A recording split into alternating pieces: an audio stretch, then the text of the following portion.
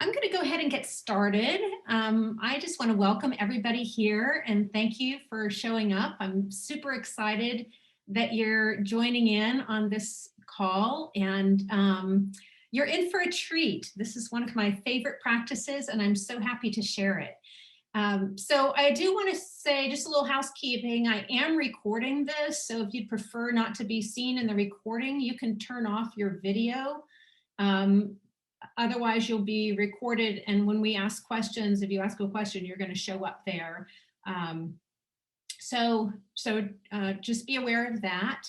And a big thank you to my friend Paula in Melbourne, who has showed up to watch over the room, because there are things that I may not catch as far as questions or people raising hands, that sort of thing. So thank you, Paula, for being here for me.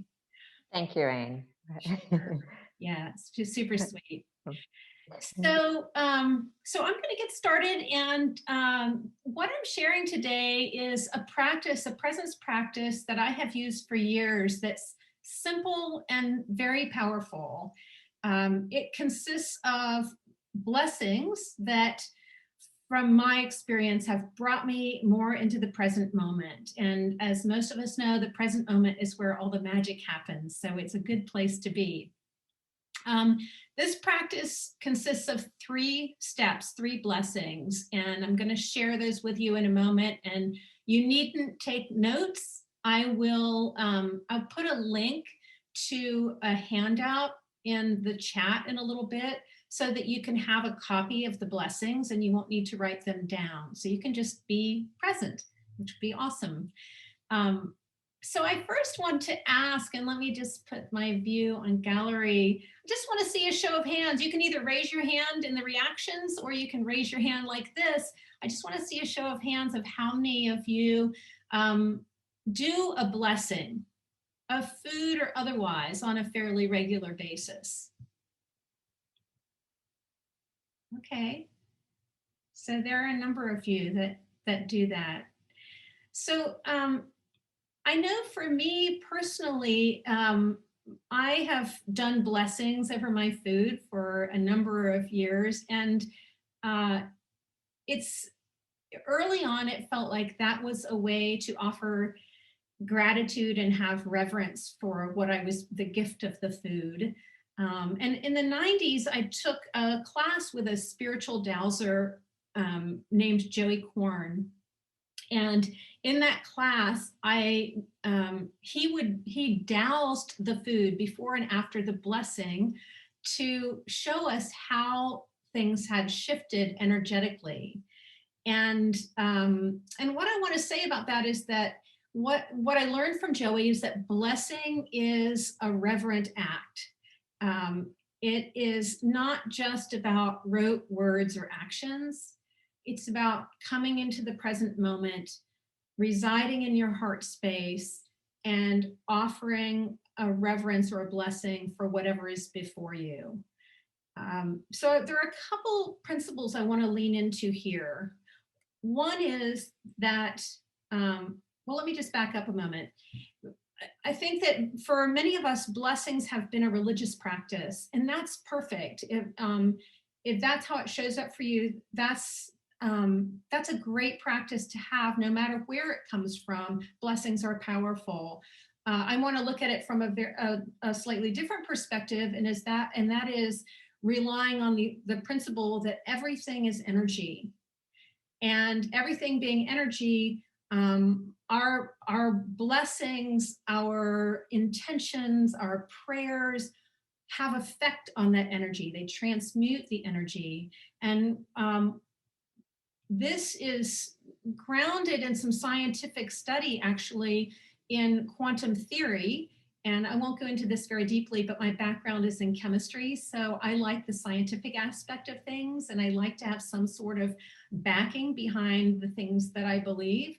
And in quantum theory, as you may know, in observations of very tiny particles, the little electrons that spin around the nucleus of an atom, we have found that the electrons behave as either a wave or a particle, depending on what we think they're going to do. It's called the observer effect. So our thoughts have effect. What we think is what happens. If we think it's going to appear as a wave, then that's how it shows up scientifically. If we think that it's going to appear as a particle, then that's how it shows up scientifically.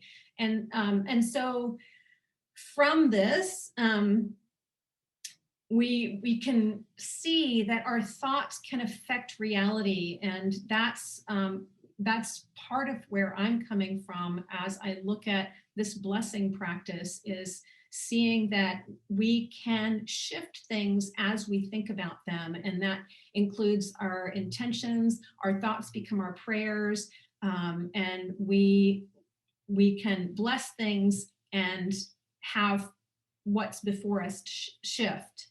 So when you bless something, you're charging it with energy. You're placing your intention into whatever it is that's before you. And you can bless something in many ways. You can bless it to come into balance.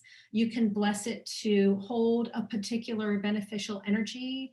The specifics of the blessing are up to you. What's unique about the presence practice for me is that it is a wonderful reminder to come into the present moment, because it can be really easy, especially when we are feeling off balance or irritated by something, to want to push that something away. And what blessing does is it brings it close in. It's an opportunity to embrace it. And in the embracing of it, we are opening the door to allow our perceptions about it to shift. We're opening the door to become curious about what this thing is offering us as a gift. So if it's uncomfortable, instead of pushing it away, let the discomfort be the message to bless it. Because there's value in all that is around us. So I'm going to stop there for just a moment, take a pause, and see if anybody has questions or comments about that. And you're welcome to type them in the chat, but I actually prefer other people's voices. So if you want to raise your hand, then come on and ask a question, I'm totally open to that.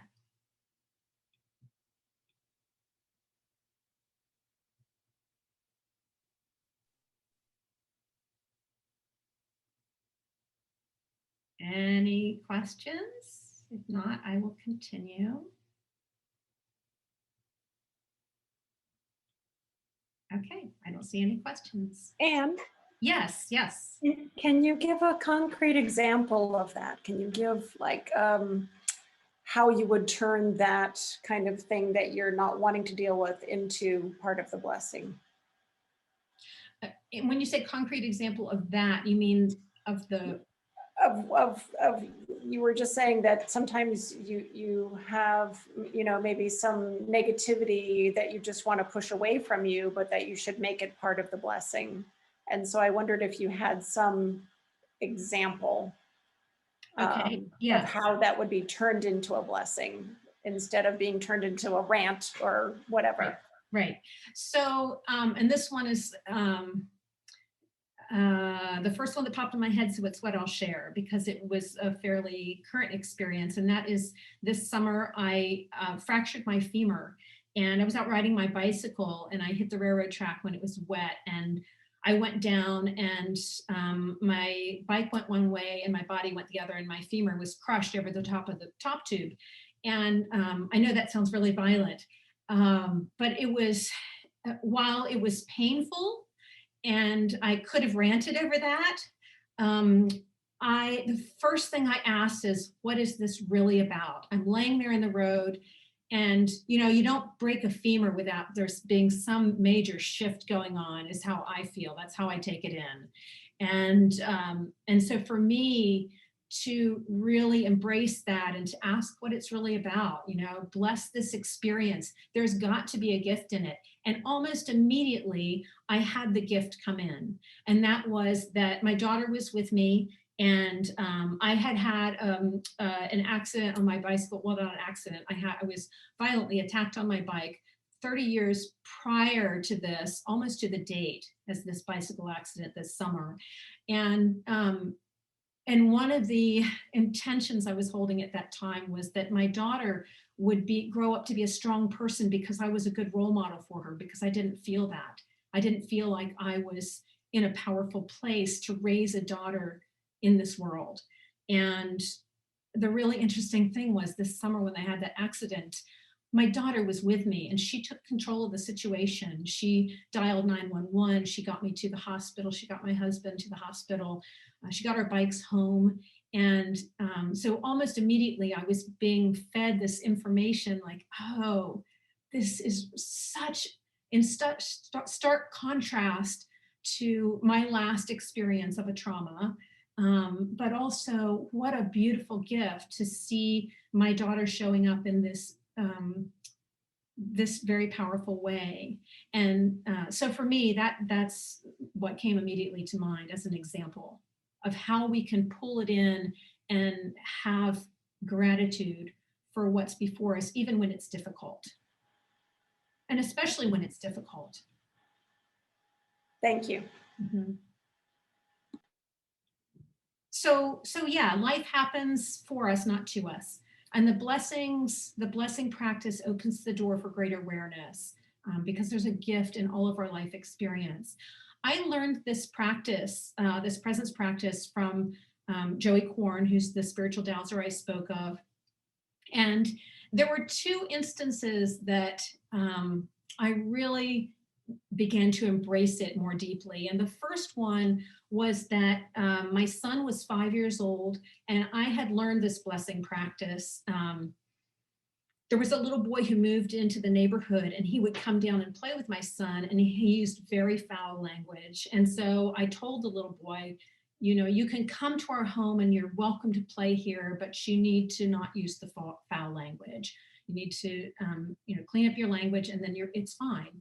And so the next day, his parents came to the door to introduce themselves with an axe in their hand. And I kind of cringed and I thought, okay, there needs to be an energy shift around here. And so I did some of the dowsing blessings that I knew.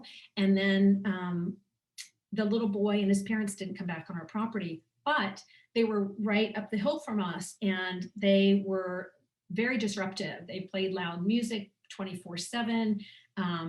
It seemed to be this errant energy that just kept blowing our way. And so I called Joey Korn because I couldn't figure out how to calm that down and really ease out the energy. And he did this blessing practice. And the point was to just get everything to even out. But the people actually moved away. Within 48 hours, they were gone. I never saw them again. And it was clear to me that there was something that had shifted. And so I went and was trained by Joey. I took a 5-day training with him to just learn more deeply what this work was that he did. So that was the first time that I thought, wow, there's really something to this. And then I also had an experience many years later, actually, probably almost 10 years later, from when I had learned this practice of using the blessing practice in advance of going to the courtroom. And when I went to court, it was for my rape case, and I was feeling really uneasy about showing up there. And I began doing this blessing process in April. I went to court in November. And in the blessing process, which you'll learn in a moment, there's a standard blessing, these 3 blessings, and then you can add whatever you want. And so part of my blessing for that instance was to find peace and balance within myself, to be present and grounded, but also to bless this man who was my assailant, and help him to find forgiveness. So that was my prayer that I sat with each morning. And the really, I would say, life-changing part of that was that when I showed up in the courtroom and my assailant, Terry, was asked if he wanted to make a statement, he paused and he said, He looked at me, he turned around and looked at me. He was about 3 feet in front of me. And he said, Miss Ann, I'm very sorry for what I did to you. And there's no way that I can say in words how sorry I am. And then under his breath, he said, thank you for forgiving me, which were such moving words for me. So totally unexpected, but they were the words I had used in my morning blessing practice. And he had gotten them somehow without me saying them to him. He had gotten them. And I just found that miraculous. And so that practice became my daily practice from then on. So I want to take a moment and just, that's a lot of information. And I want to just pause for a moment and see if there's anybody who has questions or comments on what I've shared so far.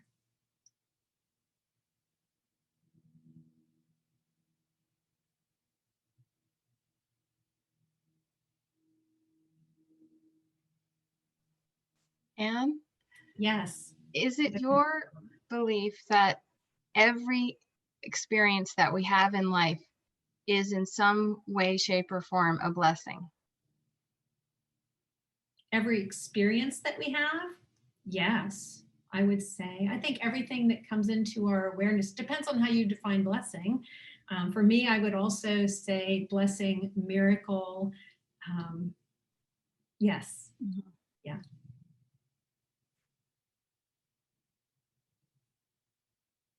Other questions or comments?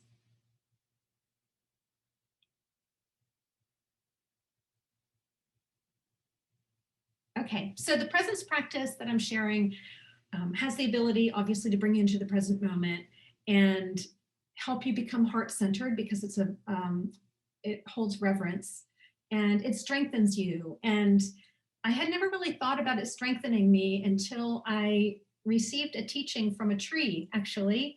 And the teaching that I received was that when we love on something, when we bless it, we are not only expanding our energy towards that thing by opening our heart space, but we are expanding whatever's receiving that love and blessing, we're expanding the energy of that as well. And I had a teacher I was talking to about how we share energy with nature. And he said, I want you to stand across the room. He had this night blooming cereus. And he said, I want you to stand across the room away from that. And I want you to walk toward that plant and feel out where the edge of that plant's energy is. So we all have energy. We can feel it, somebody walking in the room, we can feel that energy coming toward us. So he asked me to feel that energy. And then, I went in toward the plant, and, maybe 2 or 3 feet out from the plant, I could feel the edge of that plant's energy. And then he asked me to return to the other edge of the room and to just love on that plant, just open up my heart and love on the plant. And he said, now walk forward and see where the edge of that energy field was. And it had expanded way beyond where I thought it would be. And I was so astounded by that not only had it strengthened me by opening my heart space and loving on it, but it had been strengthened. So the two of us benefited. And anytime we offer love to another, whoever, whatever it is, we are strengthened by it. There's a story that I thought to share that I read a couple weeks ago.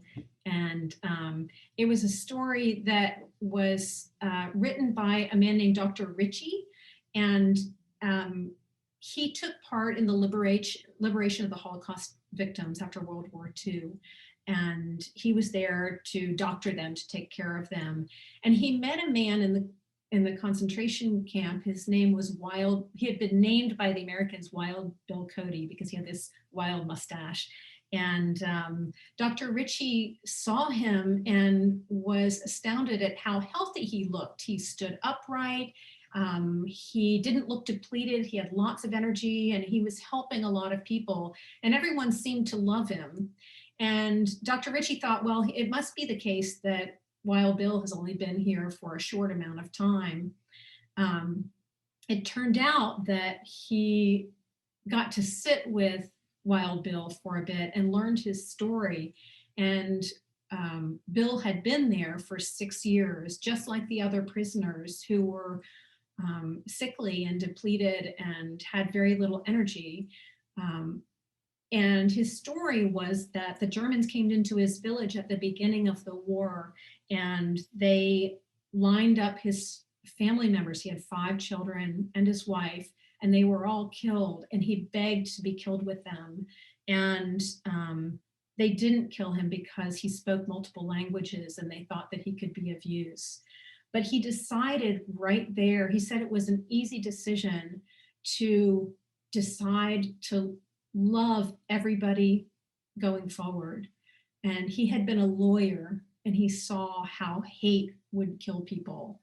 And so for him, it was a clear decision to move forward in life, loving everyone he came into contact with. And that's what he did. And it strengthened him.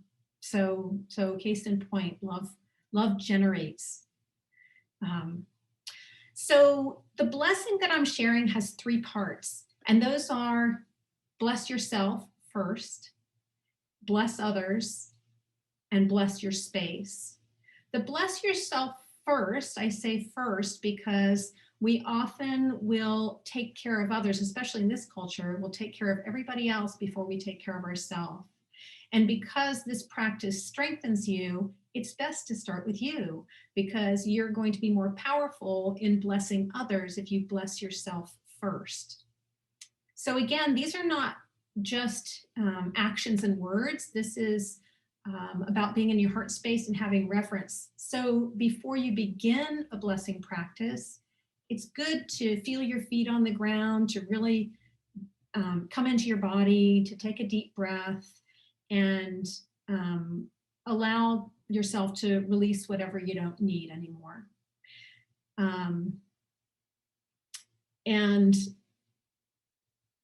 for me, I say these blessings every morning.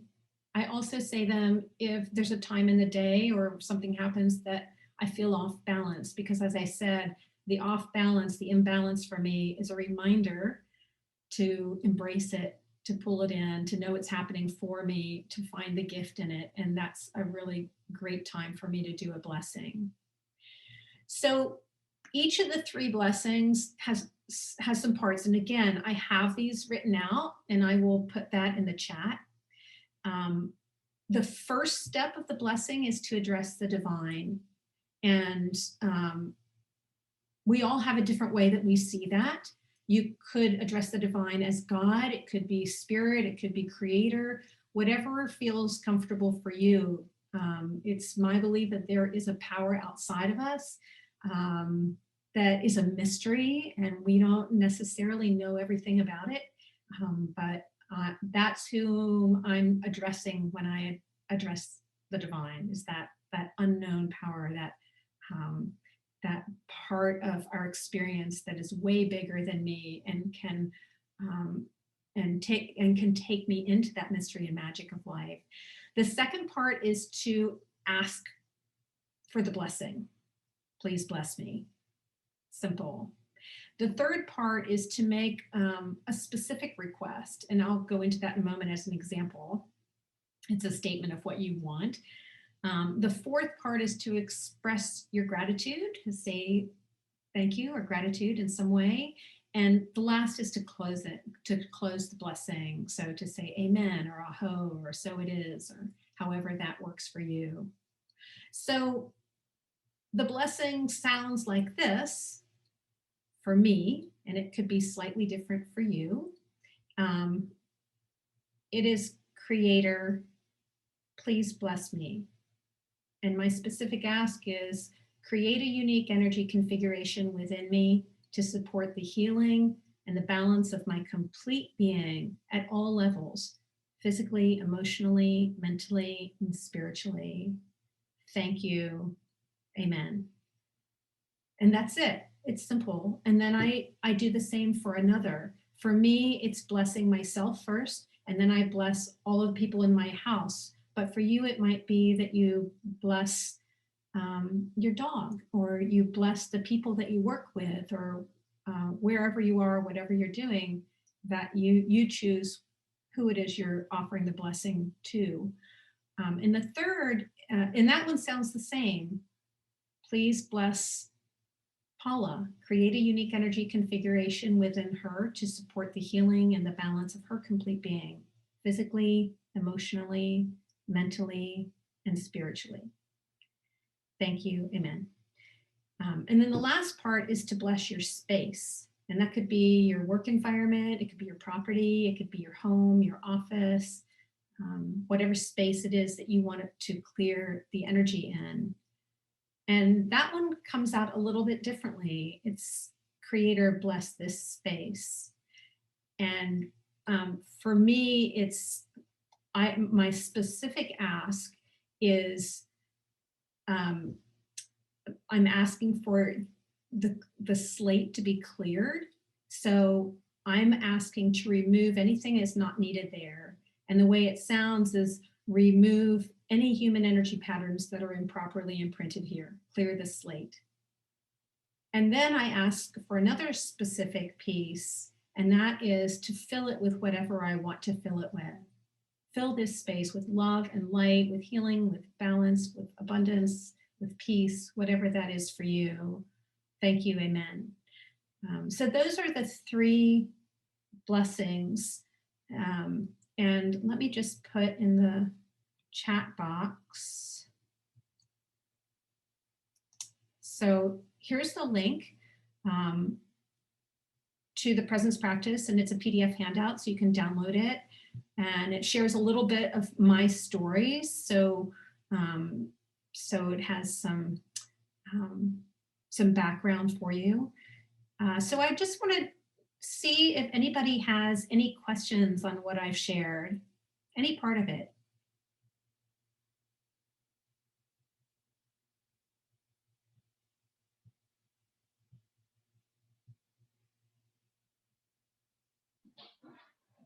And I've popped my hand up. I thought I'd try. When you talk about blessing others, would that be your time to bless someone that you may be having difficulty with, or someone that you want to,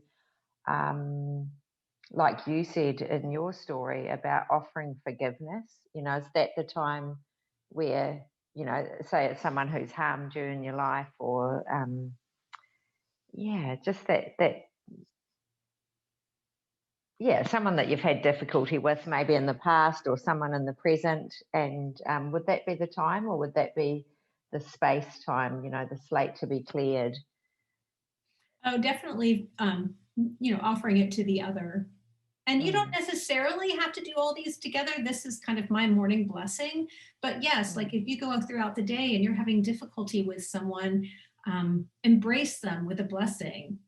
I know that, and I'm not going to get into any politics here, but people have had difficulty with the presidential election from one side or the other, and I think that that office of president, it's very important to bless that office, regardless of who you think should be in that position, and to bless the president as well. Some people have had difficulty blessing a president on one side or another, but to bless that office, to bless the people who are in our leadership, will only provide more balance for them and for us. So yes, definitely, that's blessing the other. Thank you. So, Anne, I have a question. Yeah, Donna.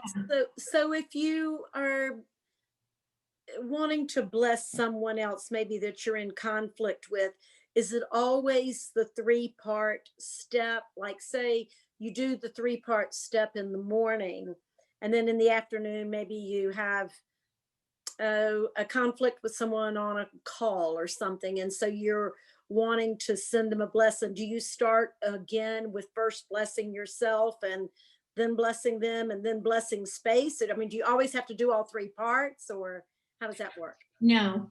So that's, yeah, thank you, Donna. For me, when I have something that feels off balance with someone else, I'll bless myself first because I'm feeling off balance. So I want to bring myself into a balance for me so that I can be more clear when I offer a blessing to another, and then I'll bless the other. The space is if you're wanting to clear up a space, and that's not necessary in all situations. I do those 3 blessings in the morning because it clears everything for me. And then when I go about my day, there might be, like you said, somebody who comes into my experience that's difficult for me to interact with. And so then I bless myself and I bless them. Done. And does it, that number 2, like blessing others, is it always a person that you bless, or can you bless a situation? Oh, definitely you can bless a situation. Okay. Yeah. Great question. Yeah, Thank certainly. you. Like for me, going into the courtroom, I blessed the people who were going to be involved, and may that space be filled with peace and flow. And so it's whatever you desire in that. The key word, according to my teacher, is bless. Like there's a lot of power in the word bless. So I will share that that's an important word. But Thank you. outside of that, you get to be creative, right? Yeah. Yeah. So other questions or comments? And I see that, Libby, you said that you can't find the link on the chat section, and maybe because you are on the phone, but at any rate, I will be posting this video on my website, and I will include the link there so you can access those. And because I see this here, I'll email you too, Libby. So, and if somebody wants it sooner than when I post it, then Okay, thank you. Thank you. Yeah, sure. Okay. Sorry, and it's not showing up on mine either, the link in the chat. Is anyone else able to see it? Oh, you know what? I see. Wait. Okay. Yeah, it was. Okay. Thank you, Paula. Thank you. That's it. Okay, there we go. Thank you. Yeah. It was direct message to only one person. Any other questions?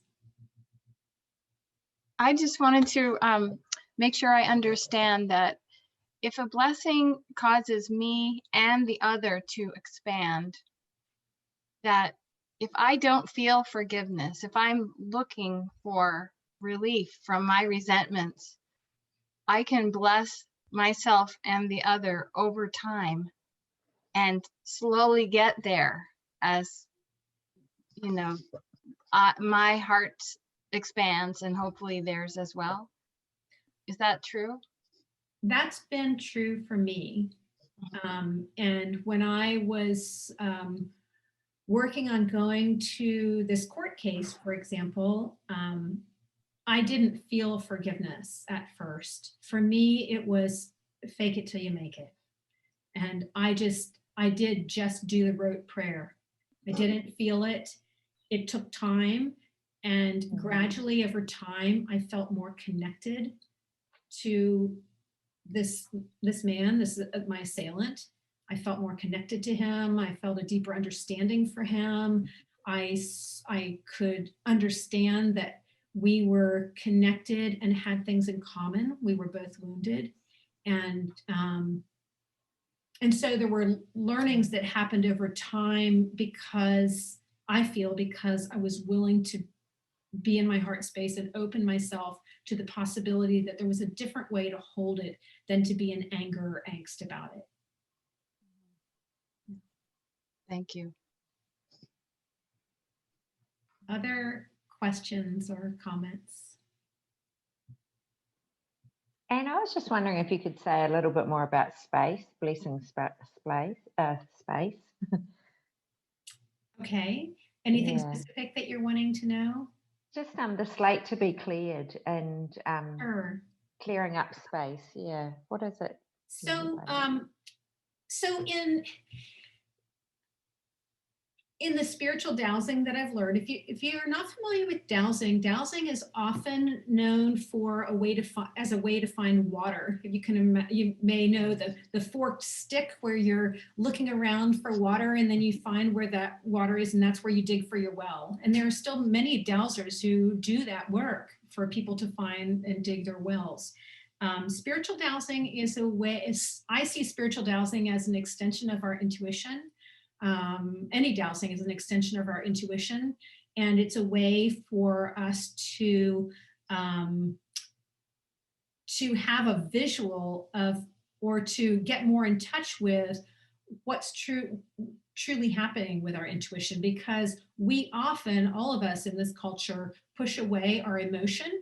We pay more attention to the ideas in our head, the thoughts in our heads. And because of that, we are not as in touch with our intuitive sense, with the feeling sense.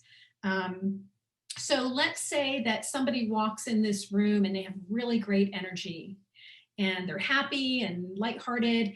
I'm going to feel that. My body sensation is a yes to that. Whereas if somebody walks in this room and they have negative energy, or they have abusive language, or whatever that might be, my bodily sense, my intuitive sense is a no. And when we douse that using some sort of instrument, that's just an extension of my intuition. I have trained the instrument to show me a yes or no, and it will show me clearly that my body is saying yes or my body is saying no. So we dowsers traditionally, and I'm going to be talking about this next week if anybody wants to go deeper into dowsing. Next Tuesday, I have a free class on spiritual dowsing. But dowsing traditionally dowsers have believed that there are underground energy patterns or streams that affect us as humans. My teacher has a very, a markedly different view than that, my spiritual dowsing teacher, and that is that it's not the underground streams that are affecting us. It's our energy imprinted on the earth as a pattern. So if I get really angry right here, my energy will spin and create a vortex that is imprinted on the earth, and that can be cleared by a blessing.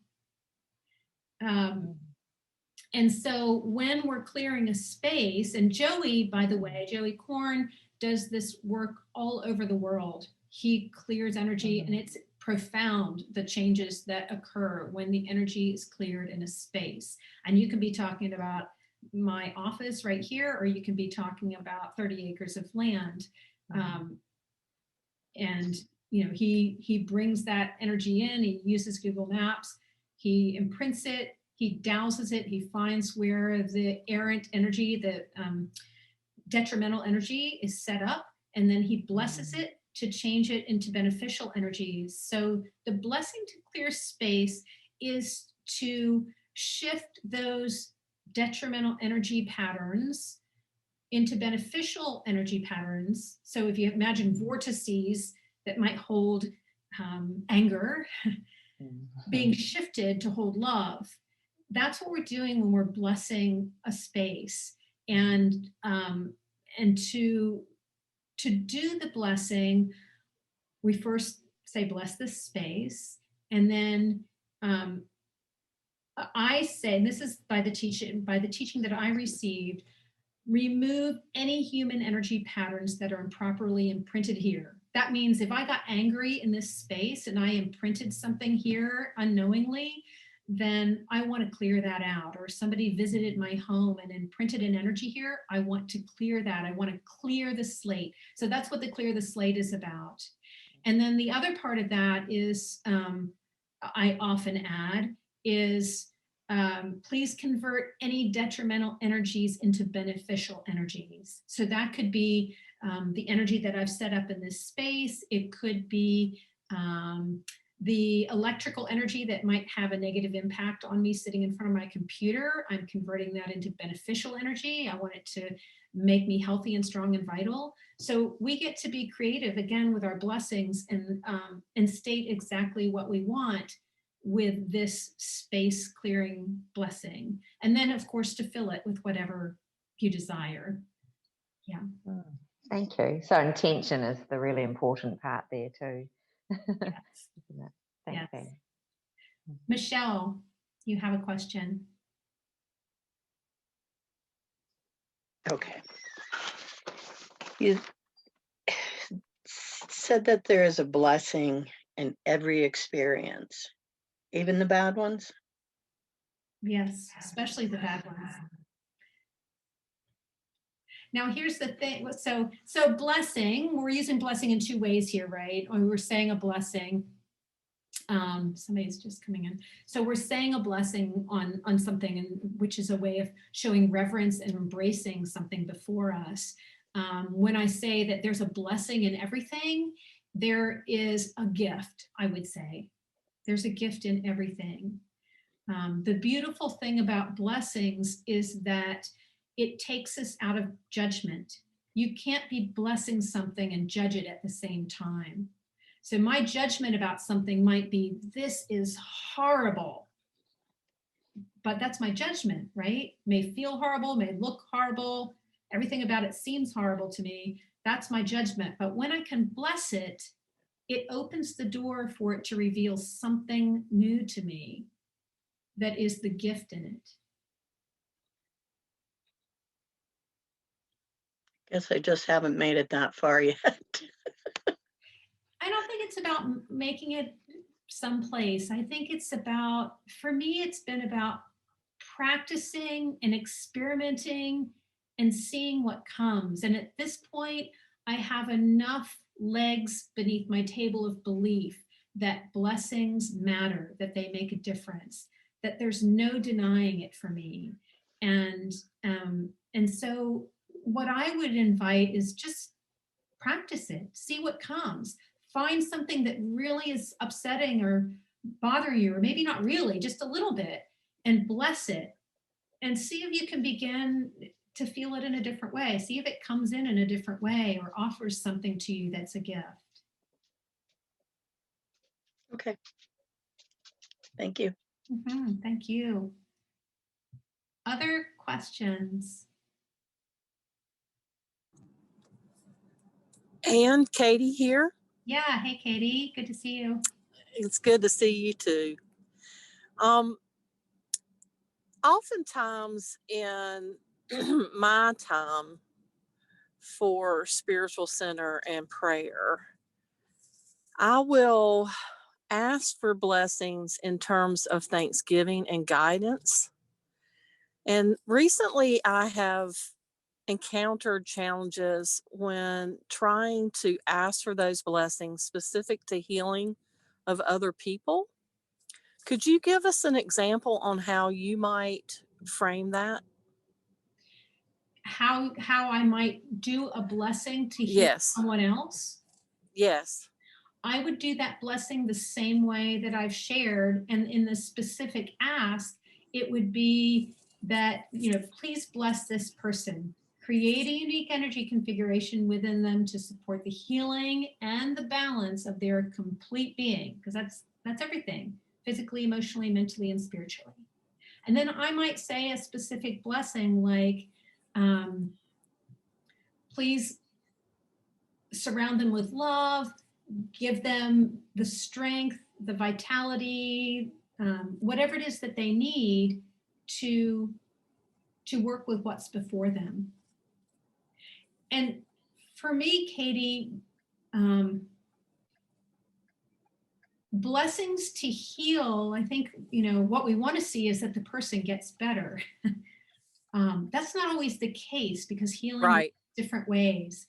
But does that answer your question as to how to shift the blessing a little bit for somebody for specific healing?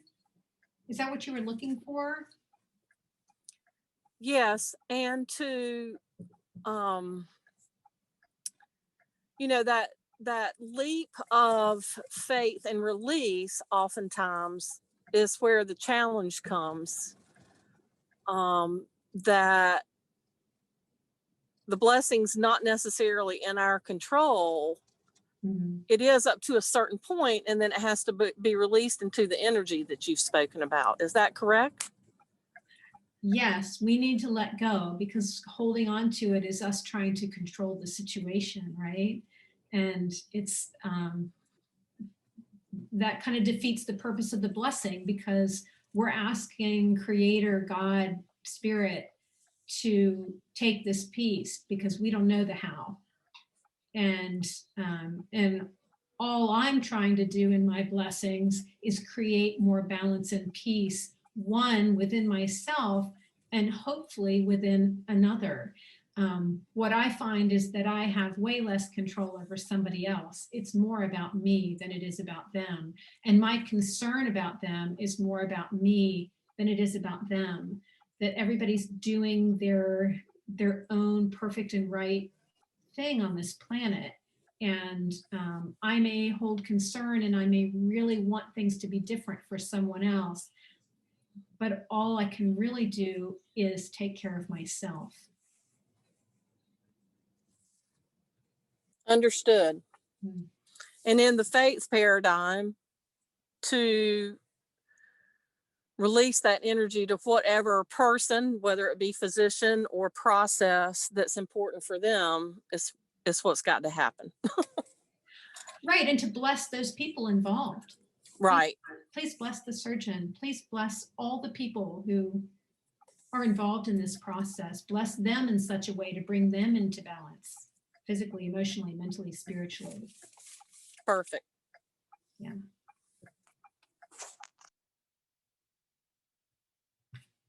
Anybody else have a question?